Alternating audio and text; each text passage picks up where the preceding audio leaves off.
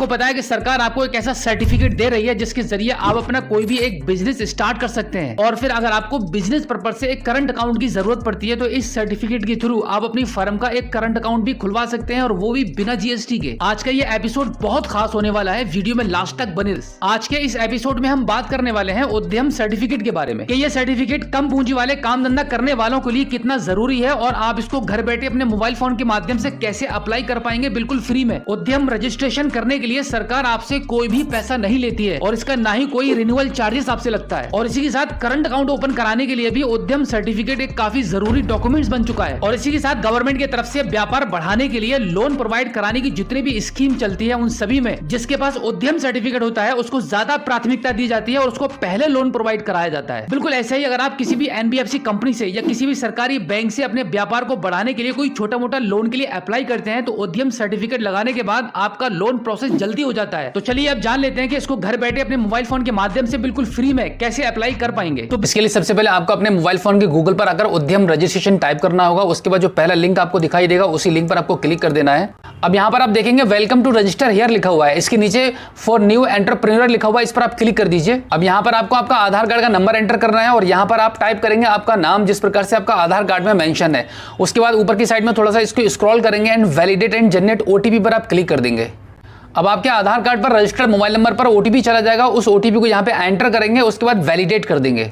अब आपका OTP successfully validate होने के बाद अब आप देखेंगे यहाँ पे लिखा हुआ है your Aadhaar has been successfully verified. उसके बाद अब यहाँ पर आपको क्या करना होगा, यहाँ पर आपको टाइप ऑफ ऑर्गेनाइजेशन वाले ऑप्शन पर क्लिक करके आपको आपका संगठन चूज करना होगा।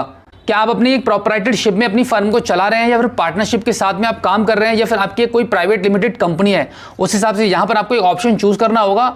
तो इस केस में हम यहाँ पर प्रोप्राइटरी एकल स्वामित्व वाले ऑप्शन को चूज कर लेते हैं। उसके बाद यहाँ पर आपका पैन कार्ड का नंबर एंटर करेंगे एंड देन इसके नीचे वाले कॉलम में एज पर पैन आपका नाम यहाँ पे एंटर होगा एंड देन यहाँ पर आपका डेट ऑफ बर्थ एंटर किया जाएगा जैसे भी आपका आधार कार्ड और पैन कार्ड में मेंशन है। उसके बाद टर्म्स एंड कंडीशन को यहाँ पे एक्सेप्ट करेंगे and then finally PAN validate वाले ऑप्शन पर क्लिक कर देंगे। उसके बाद कंटिन्यू वाले ऑप्शन पर क्लिक करके आगे बढ़ेंगे। उसके बाद आपसे पूछा जाएगा कि आपने प्रीवियस ईयर में आईटीआर को फिल किया था। अगर आपने आईटीआर फिल किया होगा तो आप यस कर दीजिए, अदरवाइज आप नो पर क्लिक करेंगे। और अगर आपके पास जीएसटी है तो यस वाले ऑप्शन पर टिक करेंगे, अदरवाइज नो वाले ऑप्शन को चूज कर लेंगे। यहाँ पर आप देखेंगे आपके पैन और आधार के अकॉर्डिंग यहाँ पे आपका नाम ऑलरेडी आ चुका है। अब इस वाले कॉलम में आपका मोबाइल नंबर और यहाँ पर ईमेल आईडी को एंटर करेंगे। अब यहाँ पर आपको आपकी सोशल कैटेगरी चूज करनी होगी, जिस भी कैटेगरी से आप बिलोंग करते हैं उसको चूज करेंगे। उसके बाद यहाँ पर आपका जेंडर चूज करेंगे और लास्ट में दिव्यांग वाले कॉलम में इनमें से किसी एक ऑप्शन को चूज करेंगे। अब यहाँ पर 11 नंबर वाले कॉलम में नेम ऑफ एंटरप्राइज यहाँ पे लिखा हुआ है, यहाँ पर आपका बिजनेस का नाम लिखेंगे। अगर आपका कोई भी बिजनेस का नाम नहीं है तो आप वो नाम डाल सकते हैं जो आपके आधार और पैन कार्ड में आपका नाम लिखा हुआ है। उसके बाद वही सेम नाम यहाँ पे आपको एंटर करना होगा। नाम एंटर करने के बाद यहाँ पे ऐड यूनिट वाले ऑप्शन पर आप क्लिक कर देंगे। इसके अलावा भी अगर आप कोई और भी सर्विस को प्रोवाइड कराते हैं तो उसका भी नाम यहाँ पे एंटर करके ऐड मोर वाले ऑप्शन पर क्लिक कर देंगे तो वो भी सर्विस आपकी यहाँ पे ऐड हो जाएगी। अब इसको थोड़ा सा ऊपर की साइड में स्क्रॉल करेंगे तो यहाँ पे लोकेशन ऑफ प्लांट्स वाले ऑप्शन पर क्लिक करेंगे जहाँ पे लिखा हुआ है यूनिट नेम। इस पर जब क्लिक करेंगे तो आपने जो ऊपर नाम चूज किया था वो नाम यहाँ पर आपका आ जाएगा, इसको आप सेलेक्ट कर लीजिए। यहाँ पर आपको आपका एड्रेस फिल करना पड़ेगा जहाँ पे भी आपका बिजनेस चल रहा है। यहाँ पे इस कॉलम में पूरा एड्रेस को फिल करेंगे। उसके बाद ऐड प्लांट वाले ऑप्शन पर क्लिक कर देंगे। अब यहाँ पर आपकी फर्म का एड्रेस ऐड हो चुका है। उसके बाद थोड़ा सा ऊपर की साइड में स्क्रॉल करेंगे। अब यहाँ पर आपको आपका ऑफिशियली एड्रेस मेंशन करना होगा।